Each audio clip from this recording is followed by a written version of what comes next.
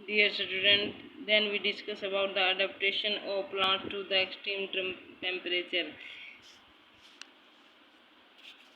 In order to survive under extreme of temperature, plant have to evolve many morphological and physiological adaptations.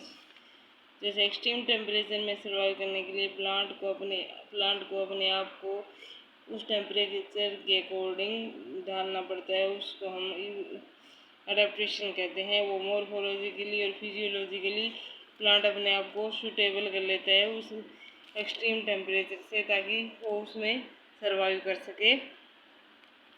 इसके लिए बहुत सारी adaptations है। First that the plant के जो leave है वो वर्टिकली ओरिएंटेड हो जाते हैं, ताकि सीधा to avoid the perpendicular exposure to incoming light, ताकि सीधा परपेंडिकुलर उनके ऊपर आके लाइट ना गिरे। जो लीव इस तरह होते तो वो इस तरह से वर्टिकली ओरिएंट होते हैं, ताकि जो उसकी पड़े जो लाइट सनलाइट पड़े आगे वो यहाँ पे आके पड़े लीव के इस सरफेस से, ना कि इस सरफेस से, ताकि लेस लाइट अब्जॉर्ब कर सके। अगर प्लांट का लीव इस तरह से होगा तो लाइट ज़्यादा अब्जॉर्ब करेगा, लेकिन इस तरह वर्टिकली ओरिएंटेड होगा तो लाइट कम अब्जॉर्ब करेगा, जिससे कि इसका टेम्परेचर मैनिपुलेट रहेगा, इंक्रीज नहीं होगा।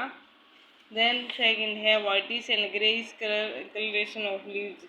लीव का जो कलर है वाइट और ग्रे ग्रीन कलर का हो जाता है, जिससे कि that colour escape extreme of heat absorption, ताकि कम हीट अब्जॉर्ब कर सके।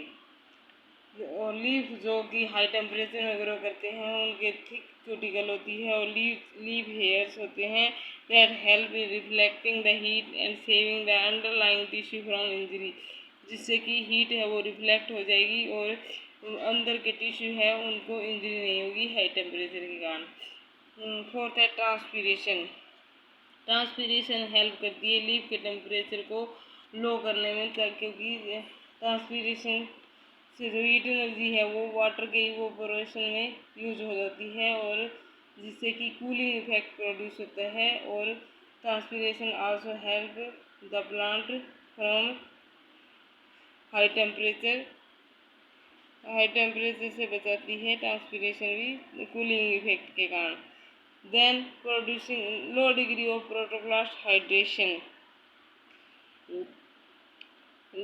प्रोटोप्लास्ट हाइड्रेशन की low degree of protoplast hydration increase the heat tolerance as can best be seen in the lichens. Lichen में जो प्रोटोप्लास्ट की हाइड्रेशन कम होती है, जिसके कारण हाई टेम्परेचर से प्लांट की बॉडी बची रहती है। प्लांट की बॉडी पे हाई टेम्परेचर का इफेक्ट नहीं होता लो हाइड्रेशन के कारण। Many plants escape the thermal extremes by producing the spores and seeds that are capable of withstand the extreme of temperature. कुछ प्लांट अपने आप को स्पोर और सीड प्रोड्यूस करके बताते हैं हाई टेम्परेचर से, क्योंकि स्पोर और सीड पे टेम्परेचर का इफेक्ट इतना नहीं होता जितना कि प्लांट के ऊपर होता है। और जब प्लांट प्रोड्यूस करते हैं स्पोर और सीड्स, और वो सीड और वो स्पोर जब टेम्परेचर लो होता है, कंडीशन फेवरेबल होती है, तब जर्मिनेट होकर दोबारा से न्यू प्लांट बना देते हैं। Then plant survive by means of tubers, stolons, corms and rhizome.